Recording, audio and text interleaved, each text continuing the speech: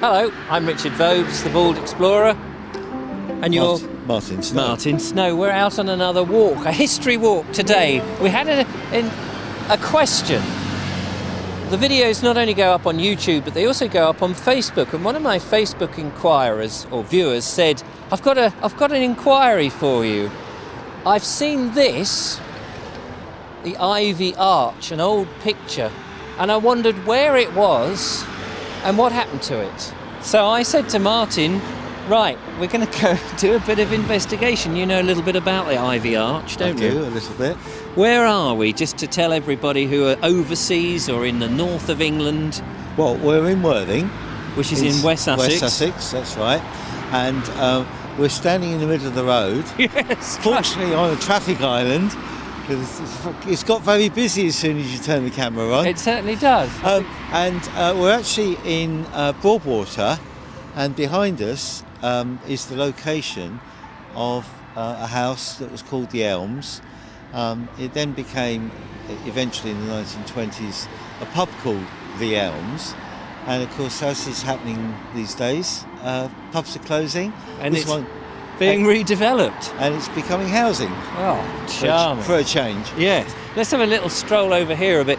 So over here you can see there's a roundabout now. Wasn't there, of course, back at the beginning of our story. No. Our story concerns one, what's his name? Cyrus Alexander Elliot, who in 1771, I think, built two villas in what's now called Ivy Arch Road in Worthing, which we're going to go and visit in a mo. And we believe that he lived in one of those houses. Yes. And he built this arch, which we'll come to shortly. So going back to the pub and this area over here behind us, where there's a petrol station and the remains of a pub, which was built, I think, in 1927. Before that was this villa, the Elms Villa, a lovely Victorian villa, which there was formal gardens, it says, and also a small nursery, I believe, because he was obviously into market gardening. Is that what you do? Is that market gardening? I think that nursery would be the and case, stuff. Yes. So he must have been into that, and then at some point he moved. He moved, and then the place was developed, as you can see, over time. At one point, the old house, so I read this morning, was used as a nut house. A lunatic asylum. There's plenty of lunatics in Worthing. Especially on the roads. Especially those standing in Rhode Islands. Anyway, so that's where the beginning of our story. Let's go down to what is now Ivy Arch Road. Yep. And where our Cyrus Alexander Elliot moved to, and find out about this strange Gothic arch, which is a sort of out-of-place thing for Worthing. Find out what it is and where the ivy came from. Exactly. Let's go. Right. Well, Martin, feeling a bit refreshed after that walk? Yes, that's invigorating. We've gone about half a mile south, down actually quite close to Broadwater Bridge, and we're just turning into this area now, which is Ivy Arch Road. The name of the road gets its name from this Ivy Arch. But before we get to find where the Ivy Arch is, we're standing by this rather sorry and miserable looking building. Actually, if we come over here, we'll see more of it behind us. This, I believe, was Lawn House? Lawn House. Lawn House. And at one time, it looked pretty nice, I imagine, because sure it did, yes. But you know, it was a Victorian villa with quite a nice looking garden. If you look on old maps and you sort of zoom in, you can see very often where the trees are, or at least a fair representation of what a place would look like. Yes. Now it's a bit of a mess, isn't it? Yes, it's been it's got a semi-industrial use, so they're not interested in. No, and it's hidden from the main road by the trees. So. Yes, it is rather grim, really. And this whole area is, it's grim by the fact that it's industrial now. Yes. But it was sort of industrial in as much as this side, if we just come round here, which has now got Gardner and Scardfield, who do their builders, merchants and tool hires. In there, all of this area was nurseries. That's right, yeah. And beyond that, we had the railway. Then there's the railway buildings, yes. And then, I mean, a very strange place I know I had a debate with you about this morning. Strange place to put nurseries, glass houses, right next to steam trains where they're shunting and moving about quite a bit. But I guess back in those days... It didn't occur to them that it was a problem. No. Now we're moving... I'm going to actually go on the other side of the road because we'll see this monstrosity. What building is this? This is the telephone exchange. Right. Well, it's one of the telephone exchanges in Worthing. Beautiful building. Absolutely beautiful. Gorgeous 1960s thing, is it? 70s? Late 60s, early 70s. A hideous monstrosity. But more or less where we are now would have been Elm Villas. Yes, there. Yeah, just there. A bit further back. But, so if you can picture a very nice, a second Victorian villa, nicer than the one we've just seen, we think this is where Sirius Alexander Elliot would have lived from 1771. He died 6 years later, sadly, only 62 years of age. Gosh. Younger than you, Martin. Should I say that? No, but you did. I did. He died younger than you, and his death was marked on the Ivy Arch.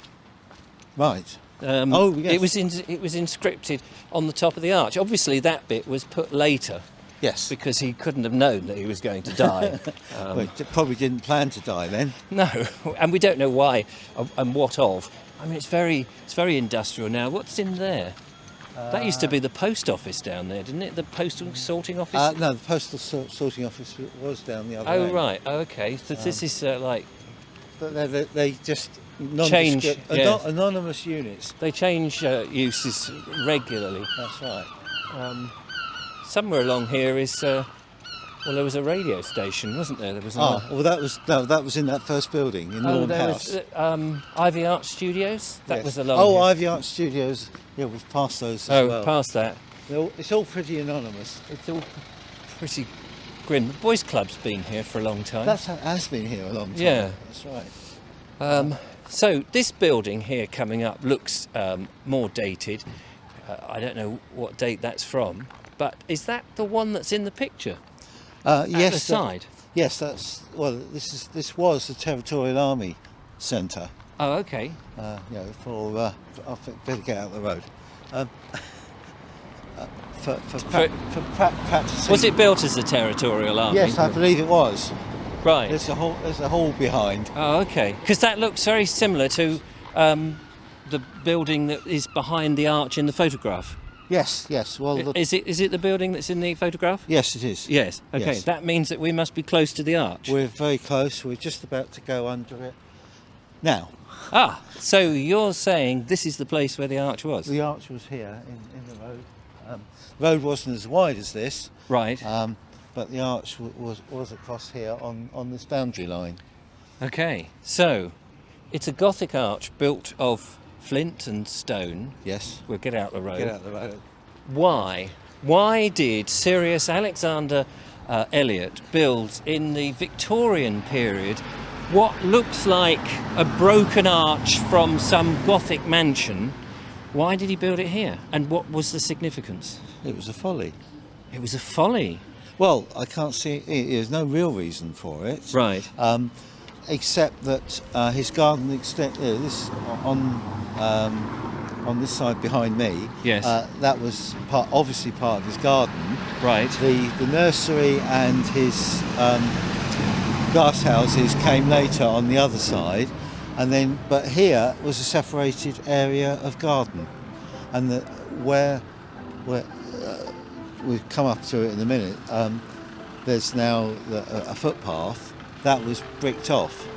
You didn't have access from that end. So was this an entrance? Did he use it as an entrance to his garden? It was just something he could look out of from his windows? Right. It was just a beautiful... folly. To the eye, yes. The ivy came later, didn't it? Yes. The ivy just grew up around it. Right, so the ivy wasn't part of it initially, and that's how the road got its name. Exactly. From seeing the ivy on the arch on Ivy Arch Road. Yes, and they only demolished the arch in the 1950s. Gosh. And now, as you can see, it's a beautiful manufacturing centre in Worthing. Well, just another one. Just another one. Well, you've got to have them. That's the thing. You've got to have them. You have to work, but...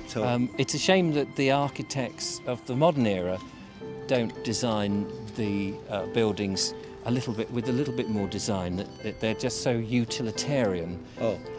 They're functional, and I guess money isn't spent on it. But anyway, thanks for helping to sort out that little problem. If you have a little question, a bit of a historic question that you would like us to go and solve, Martin and I will dive out with our camera, and delve into it. So till the next time, thanks for watching, and goodbye. Goodbye.